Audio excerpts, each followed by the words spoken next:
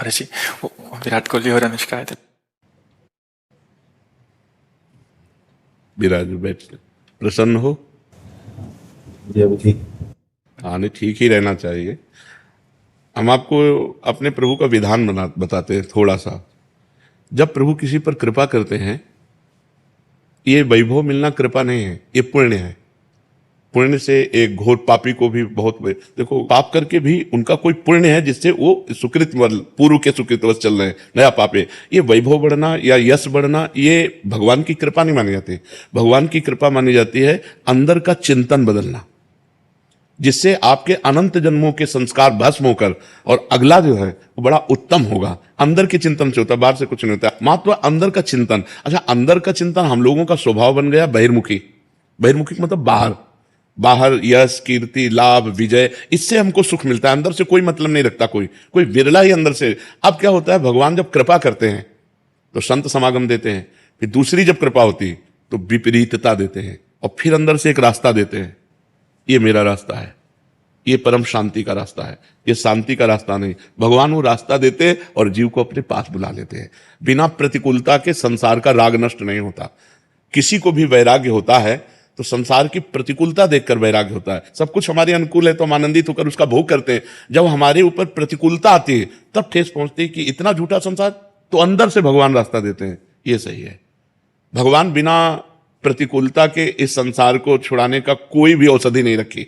आज तक जितने बड़े महापुरुष हुए हैं, जिनका जीवन बदला है, उनको प्रतिकूलता का दर्शन करके बदला है। तो कभी प्रतिकूलता आए तो उस समय आनंदित हो कि मेरे ऊपर अब भगवान की कृपा हो रही। अब अपना सुधार कर लो, अपने जीवन को सत्य में ले आओ, तो अगला जो होगा वो बहुत जोर का होगा। चाहे जन्म हो तो श्रीवान कुलवान धनवान वैभव संपन्न ऐसे, और भक्ति की अनुकूलता, भक्ति की अनुकूलता। खास बात श्रीवान धनवान कुलवान नहीं, खास बात भक्ति की अनुकूलता। अगर इस जन्म में भगवत प्राप्ति नहीं हुई तो भगवान श्री कृष्ण ने गीता में कहा है कि मेरे भक्त का नाश नहीं होता। मैं कुलवान धनवान श्रीवानों के कुल में जन्म देता हूं और फिर पुनः भक्ति का माहौल देता हूं, और पूर्व का जो भजन छूटा हुआ हो वहीं से उसको। अब बिल्कुल ऐसे ही रहो जैसे रह रहे हो, बिल्कुल संसारिक बन करके रहो, लेकिन अंदर का चिंतन आपका बदल जाए। अंदर के चिंतन में आपकी यश की भावना न रह जाए, अंदर के चिंतन में आपको धन बढ़ाने की भावना न रह जाए। अंदर का चिंतन हो जाए, प्रभु बहुत जन्म व्यतीत हो गए, अब एक बार आपसे मिलना चाहती हूँ, एक बार आपसे मिलना चाहते हैं प्रभु, मुझे आप चाहिए, अब संसार नहीं, तो बात बन जाएगी। बाबा, क्या नाम जब से हो जाएगा पूरा? ये हम अपने जीवन का अनुभव बताते हैं। सांख्य योग और अष्टांग योग और कर्म योग और भक्ति योग, चारों योगों में प्रवेश रहा है। पहले हम सन्यासी रहे 20 वर्ष सन्यासी रहे काशी विश्वनाथ जी। तो हम सांख्य योग, अष्टांग योग, जो अष्टांग योग है ना, अष्टांग योग कर्मयोग, इन तीनों को अच्छी प्रकार जान करके और फिर भक्ति योग में आए हैं। स्वयं भगवान शंकर से बढ़कर कोई ज्ञानी तो नहीं ना, सनकादि से बढ़कर कोई ज्ञानी नहीं। वो हरिशरणम सनकादि हर समय जपते रहते हैं। भगवान शिव राम राम राम राम राम राम जपते रहते हैं। हम वृंदावनवासी प्रिया प्रीतम के उपासी, तो जो राम में राह है वही राह है, जो धा है ये रस देने वाली वस्तु है। तो हम राधा राधा राधा राधा, मतलब आप ये समझो कि हमारी इतनी तार्किक बुद्धि रही, हमारी श्रद्धालु बुद्धि नहीं रही। सन्यासी की जो बुद्धि होती है वो तर्क प्रधान होती है, कसौटी पर कसने पर। तो हम केवल भावुकता में राधा राधा का प्रचार नहीं कह रहे कि हमने सुना और ऐसे ग्रंथों में पढ़ा, ऐसे कह रहे, स्वयं स्वाद लेके कह रहे और विश्वास के साथ कह रहे कि यदि आप राधा राधा जपते हो तो इसी जन्म में भगवत प्राप्ति हो जाएगी, इसी जन्म में। जैसे किसी से कहा जाए कि तुम सत्य बोलो, मंदिर में चढ़ के बोलो, तो हम मंदिर में नहीं, हम वृंदावन में बैठे हैं। करोड़ों मंदिर इसकी समानता नहीं कर सकते, भगवान का परम धाम है। अगर राधा राधा नाम चल रहा है तो इसी जन्म में भगवत प्राप्ति हो जाएगी। हमारी आखिरी श्वास यदि राधा, तो मुझे श्री जी की प्राप्ति, भगवान की प्राप्ति हो जाएगी। इसमें कोई संशय नहीं, और किसी साधनों की कोई आवश्यकता नहीं। आप केवल अंदर ही अंदर चलाइए और लिखिए। हम जो कह रहे हैं उसको समझो। बहुत अधिक नाम जपने की हमें चेष्टा नहीं करनी, कम संख्या हो लेकिन मन लगा करके हो।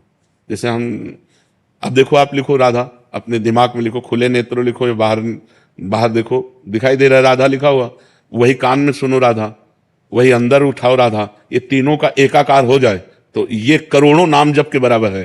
देखो जैसे हम बोला राधा, ऐसे हम 1000 राधा नाम बोले तो हम बोला राधा, ये उपांशु है, इसे उपांशु कहते हैं। राधा राधा राधा राधा 1000 बार, ये उपांशु हुआ। अब ये ऐसे उपांशु हम 10,000 बार जप करें, अंदर देखते हुए बोले राधा, उपांशु 10,000 बार नाम जप करने का फल एक बार मानसिक में है। इतना बड़ा फल है ये ऐसे। राधा राधा राधा चल रहा है, नेत्रों से हम उसे देख रहे हैं, कानों से उसे सुन रहे हैं। आप देखना कि अगर मन भगेगा तो आप लिख नहीं पाओगे राधा नाम, अगर लिख रहे हो तो मन भगेगा नहीं। तो चाहे 10 बार लिखो, 100 बार लिखो, लेकिन एक अभ्यास बनाओ ऐसा कि कुछ समय शांति से स्नान आदि करके बैठ गए और राधा राधा लिख रहे हैं, उसी का चिंतन कर रहे हैं। इसे अपना जीवन बना लो, फिर आप परिणाम में खुद देख लेना। कोई घाटे का सौदा तो है नहीं, ठीक है। ये सखी को दे दे, ठाकुर शिव जी की है।